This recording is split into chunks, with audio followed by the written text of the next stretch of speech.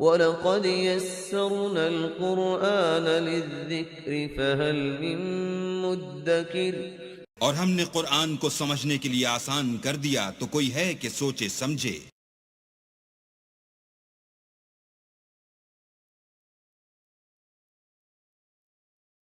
اعوذ باللہ من الشیطان الرجیم، پناہ مانگتا ہوں میں اللہ کی شیطان مردود سے۔ بسم اللہ الرحمن الرحیم، شروع اللہ کا نام لے کر جو بڑا مہربان نہایت رحم والا ہے۔ لقد صدق الله رسوله الرؤيا بالحق لتدخلن المسجد الحرام إن شاء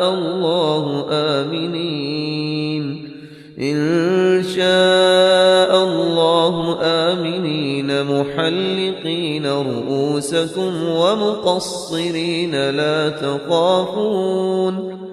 فعلم ما لم تعلموا فجعل من دون ذلك فتحا قريبا هو الذي أرسل رسوله بالهدى ودين الحق ليظهره على الدين كله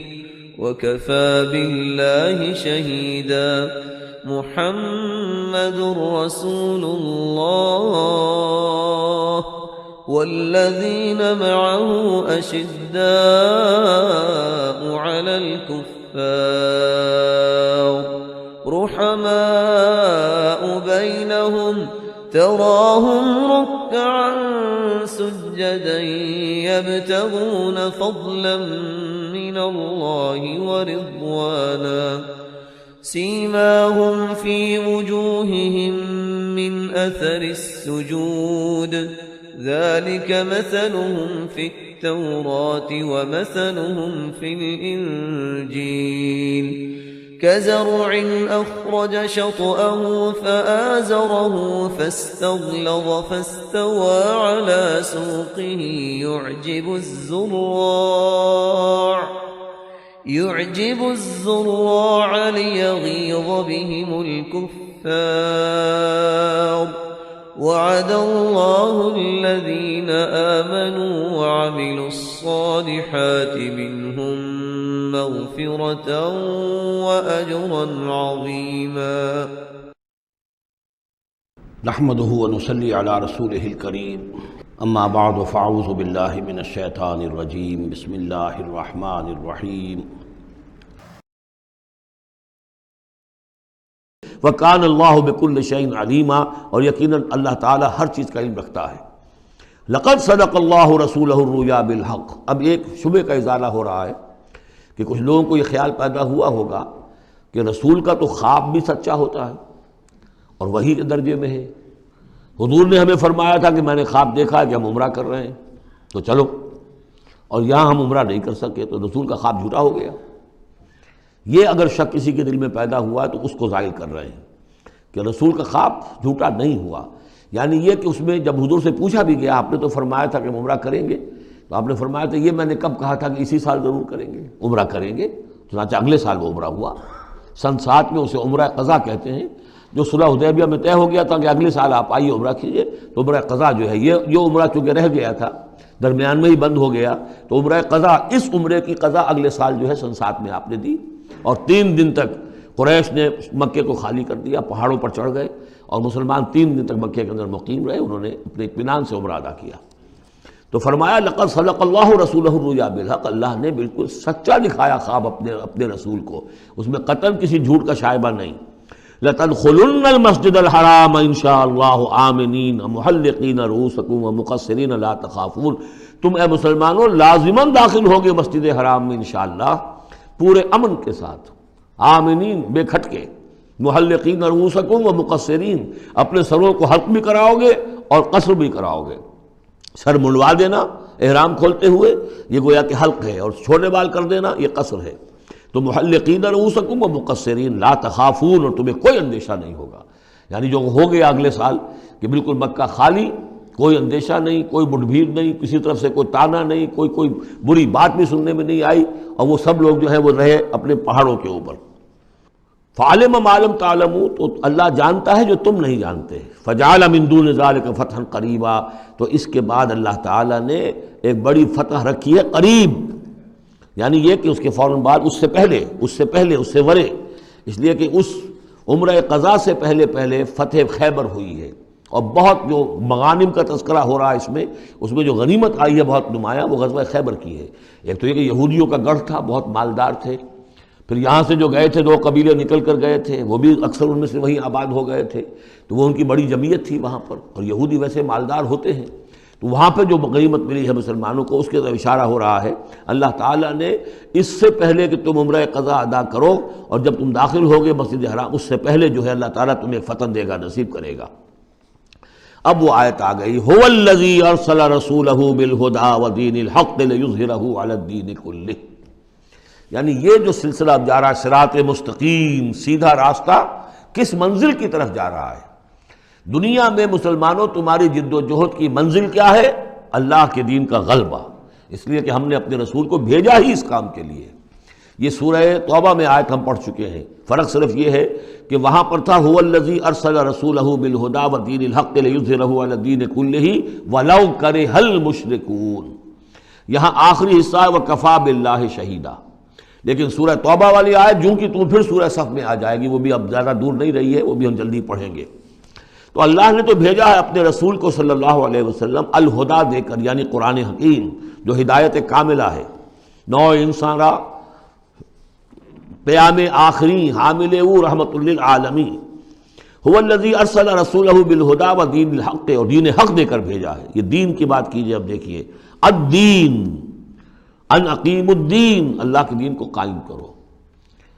ام لہم شرکاء شرعوا لہم من الدین ما لم یأذن بہ اللہ، کیا ان کے شریکوں نے بھی کوئی دین دیا ہے انہیں؟ اللہ نے انہیں دین حق دیا ہے، اور دین حق اس لیے دیا ہے کہ اسے غالب کرے کل کے پورے نظام زندگی کے اوپر، پورے نظام زندگی پر۔ وہی ہے جس نے بھیجا ہے اپنے رسول کو صلی اللہ علیہ وسلم بالہدا، ہدایت دے کر، قرآن دے کر، ودین الحق، اور سچا دین، حق دین، عادلانہ نظام زندگی دے کر، لیظہرہ علی الدین کلہ، تاکہ وہ غالب کریں اسے کل کے کل نظام زندگی پر، وکفی باللہ شہیدا، اور کافی ہے اللہ مدد کے لیے۔ عام طور پر ترجمہ یہاں پر گواہ کا کیا گیا ہے، آپ نے دیکھا ہوگا، لیکن یہاں اس لفظ شہید کا مطلب جو مدد کے ہے۔ اس کے لیے یہ کہ نوٹ کیجئے جو سورہ بقرہ کے 30 رکوع میں آیا تھا، فَإِن كُنتُمْ فِي رَيْبٍ مِّمَّا نَزَّلْنَا عَلَىٰ عَبْدِنَا فَأْتُوا بِسُورَةٍ مِّن مِّثْلِهِ وَادْعُوا شُهَدَاءَكُم مِّن دُونِ اللَّهِ إِن كُنتُمْ صَادِقِينَ، بلا لو اپنے مددگاروں کو اللہ کے سوا اگر تم سچے ہو۔ تو چونکہ اصل میں شہیدہ کے معنی تو ہے حاضر ہونا، شہیدہ یشہدو، کسی کی موجودگی اور حاضری، جو موجود ہوتا ہے وقوع پر وہی صحیح گواہی دینے کا اہل ہے، اس لیے اس کے معنی گواہی کے پیدا ہو گئے، اور جو موجود ہو وہی آپ کی مدد بھی کر سکتا ہے، اس لیے اس کے معنی مددگار کے بھی ہیں۔ آپ کا کوئی دوست ہے، بڑا آپ کا بہی خواہ ہے، لیکن جب آپ پر کوئی ستم ہو رہا تھا، ظلم ہو رہا تھا، زیادتی ہو رہی تھی، وہ موجود ہی نہیں تھا بیچارہ، وہ کیا کرے گا؟ آپ کی مدد نہیں کر سکتا۔ تو مددگار بھی معنی ہے لفظ شہید کے۔ وَكَفَى بِاللَّهِ شَهِيدًا، اللہ کافی ہے مددگار کی حیثیت سے۔ محمد الرسول اللہ والذین معہ، یہ وہ جماعت ہے جو اس بیعت کی بنیاد پر وجود میں آئی ہے۔ نوٹ کر لیجئے اس بات کو، یہ بیعت کے تذکرے کے ساتھ اب یہ آیت آ رہی ہے۔ محمد الرسول اللہ صلی اللہ علیہ وسلم ایک بیعت تو وہ لیتے تھے کہ جو کوئی ایمان لاتا تھا، ایمان کی بیعت، لیکن جو آپ نے اہل مکہ سے کبھی نہیں لی، بلکہ وہاں تو جس نے بھی کہہ دیا اشہد ان لا الہ الا اللہ واشہد ان محمد رسول اللہ، کوئی فارمل ڈیکلیریشن، کوئی اور اس کے لیے کوئی سمبولک کوئی اقدام نہیں تھا، الا یہ کہ کوئی باہر سے آتا تھا تو بیعت ہوتی تھی۔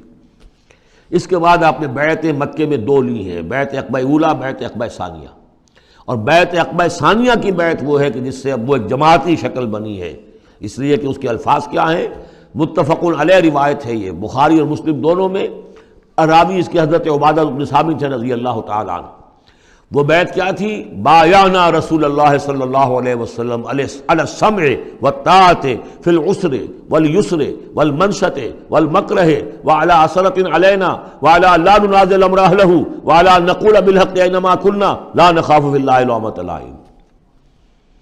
ہم نے بیعت کی تھی اللہ کے رسول سے کہ آپ کا ہر حکم سنیں گے اور مانیں گے، اطاعت کریں گے، فی العسر والیسر، خواہ مشکل ہو اور خواہ آسانی ہو۔ والمنشط والمکر ہے، خواہ ہماری طبیعتیں آمادہ ہوں، خواہ ہمیں اپنی طبیعتوں پر جبر کرنا پڑے، وعلی اثرۃ علینا، خواہ ہم پر دوسروں کو ترجیح دی جائے۔ ہم کبھی نہیں کہیں گے کہ ہم آپ کے پرانے ساتھی ہیں، آپ نے بالکل ایک نووارد کو ہمارے اوپر امیر کیسے مقرر کر دیا، نہیں، اٹس یور پریروگیٹو، یہ آپ کا اختیار ہوگا، جس کو آپ چاہیں امیر بنائیں۔ وعلی اللہ ننازل امر اہلہ، جنہیں آپ والی امر بنا دیں گے، امیر بنا دیں گے، ان سے بھی ہم جھگڑیں گے نہیں، ان سے تعاون کریں گے، ان کی اطاعت کریں گے۔ جیسے کہ ایک اور حدیث میں حضور نے فرمایا، من اطاعنی فقد اطاع اللہ ومن عصانی فقد عصی اللہ، جس نے میری اطاعت کی اس نے اللہ کی اطاعت کی، اور جس نے میری نافرمانی کی اس نے اللہ کی نافرمانی کی۔ ومن اطاع امیری فقد اطاعنی، جس نے میرے مقرر کردہ امیر کی اطاعت کی اس نے میری اطاعت کی۔ ومن عصی امیری فقد عصانی، جس نے میرے مقرر کردہ امیر کی نافرمانی کی اس نے میری نافرمانی کی۔ اب ظاہر بات ہے جب جماعتی زندگی ہوتی ہے تو ایک ہی امیر نہیں ہوتا، اب ایک فوج ہے، ایک سپہ سالار ہے، لیکن اور چھوٹے چھوٹے جو اس کے حصے ہیں، میمنہ پر کوئی اور ہے، میسرہ پر کوئی اور ہے، اب قلب پر کوئی اور ہے، چھوٹے چھوٹے کمانڈرز بھی تو ہیں، چھوٹی سی کمپنی ہے، پلاٹون ہے، پھر بٹالین ہے، بٹالین سے اوپر ریجیمنٹ ہے، ہر جگہ پر جو ہے اس کے جو آفیسرز موجود ہیں، جو کمانڈرز موجود ہیں، ان سب کا سلسلے وار سب و طاعت کا نظام اگر نہیں ہوگا تو وہ فوج کہاں ہوئی؟ اس طرح ایک جماعت ہے، ایک پورے ملک کے اندر جماعت ہے، اس کا امیر ہے، پھر اس کے کئی صوبائی اس کی شاخیں اس کے امیر ہیں، تو یہ تو نظام اس طرح چلے گا۔ تو یہاں پر وَعَلَىٰ أَن نَّقُولَ بِالْحَقِّ أَيْنَمَا كُنَّا، اور آخری بات جو تھی اس بیعت کے اندر کہ ہم جہاں کہیں بھی ہوں گے حق بات ضرور کہیں گے، مشورہ مانگا جائے گا مشورہ دیں گے، وی ول ناٹ ہولڈ بیک اور اوپینینز، ہم اپنی رائے دیں گے، حق بات کہیں گے جہاں کہیں ہوں گے، لیکن اس کے بعد جو فیصلہ ہوگا فَإِذَا عَزَمَ الْأَمْرُ، جیسا کہ ہم پڑھ چکے ہیں، جب فیصلہ ہو جائے تو پھر یہ کہ اللہ اور اس کے رسول کی اطاعت لازم ہے۔ تو فرمایا یہ محمد رسول اللہ والذین معہ کی جو جماعت بنی ہے اس شکل میں، اس قتال کے مرحلے کے شروع ہونے سے پہلے، منہج انقلاب نبوی میں اقدام کا مرحلہ جب آیا ہے، پیسو ریزسٹنس جب ایکٹیو ریزسٹنس میں چینج ہو رہی ہے، تو اب وہ ایک نظم جماعت کی شکل ہے، اور وہ بیعت عقبہ ثانیہ کی بنیاد پر وجود میں آیا۔ محمد رسول اللہ والذین معہ اشداء علی الکفار رحماء بینہم، اللہ کے رسول، یہ اس میں دو طرح ترجمے اس کے کیے جاتے ہیں، محمد اللہ کے رسول ہیں، یہ ایک جملہ پورا ہو گیا، والذین معہ اشداء علی الکفار رحماء بینہم، اور جو ان کے ساتھ ہیں وہ کافروں پر بہت بھاری ہیں اور آپس میں بہت رحم دل ہیں۔ اور ایک ترجمہ یہ بھی ہے کہ محمد رسول اللہ والذین معہ، یہ سب مل کر مبتدا بنی، اللہ کے رسول محمد اور جو ان کے ساتھ ہیں ان سب کی شان یہ ہے کہ اشداء علی الکفار رحماء بینہم، وہ کفار کے حق میں بڑے سخت ہیں لیکن آپس میں بہت رحم دل ہیں، رحیم ہیں، شفیق ہیں۔ یہ ہم پڑھ چکے ہیں سورہ مائدہ میں بھی، اذلۃ علی المؤمنین اعزۃ علی الکافرین، اہل ایمان کے حق میں وہ بہت ہی نرم خو ہو، حلقہ یاراں تو بریشم کی طرح نرم، رزم حق و باطل ہو تو فولاد ہے مومن۔ یہ شان جو ہے بندہ مومن کی قرآن مجید میں دو جگہ آئی ہے۔ تراہم رکعاً سجدا یبتغون فضلا من اللہ ورضوانا، تم دیکھو گے ان کو کبھی سجدے میں گرے ہوئے ہوں گے اور کبھی رکوع کر رہے ہوں گے، وہ اپنے رب کے فضل کے متلاشی رہتے ہیں ہر دم ہر آن، اور اللہ کی رضا چاہتے ہیں۔ سیماہم فی وجوہہم من اثر السجود، اور ان کی جو نشانی ہے وہ ان کے چہروں میں جو اثرات پیدا ہوتے ہیں سجدے سے عام طور پر تو خیال یہ ہوتا ہے کہ یہی جو گھٹا پڑ جاتا ہے یہی سجدے کا نشان ہے، لیکن اس کے علاوہ بھی نمازیوں کے چہرے میں ان کی نماز کی ایک کیفیت ہوتی ہے، ایک نورانیت ہوتی ہے کہ جو ان کے چہروں کے اندر موجود ہوتی ہے۔ ذالک مثلہم فی التوراۃ، یہ ہے ان کی مثال اور تمثیل جو تورات میں آئی تھی، ومثلہم فی الانجیل، اور انجیل میں جو ان کی مثال دی گئی تھی وہ یہ ہے کزرع اخرج شطہ، جیسے ایک کھیتی وہ اپنا پٹھا نکالتی ہے، فآزرہ، پھر اسے گاڑھا کرتی ہے، فاستغلظ،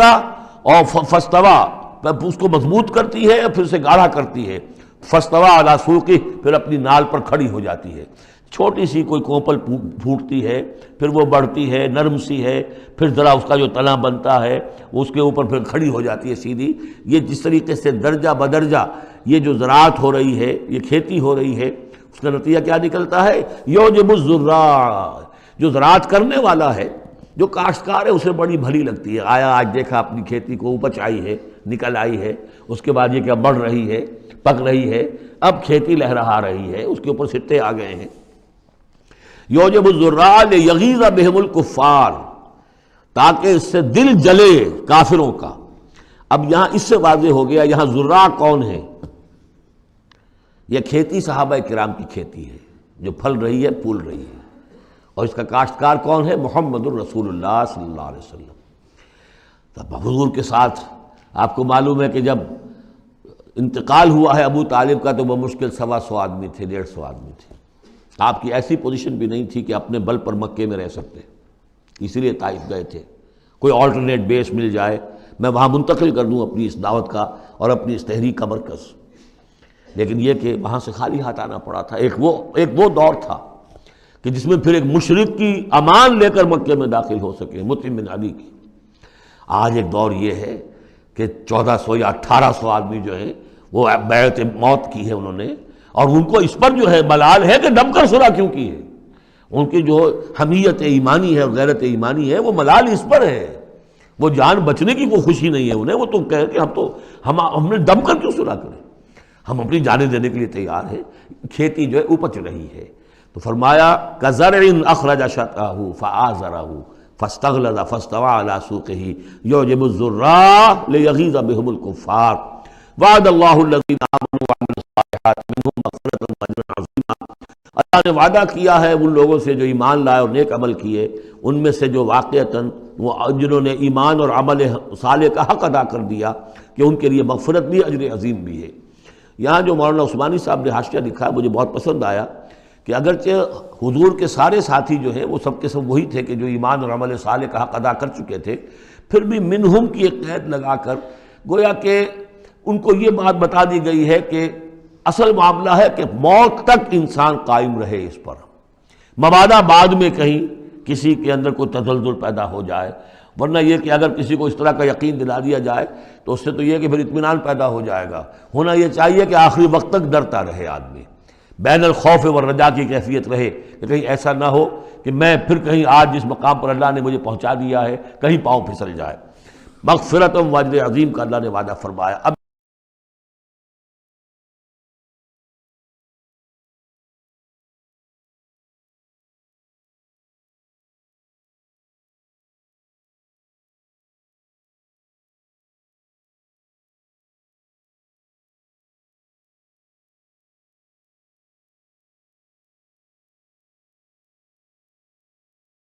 بارک اللہ لی و لکم فی القرآن العظیم ونفعنی و ایاکم بالآیات والذکر الحکیم۔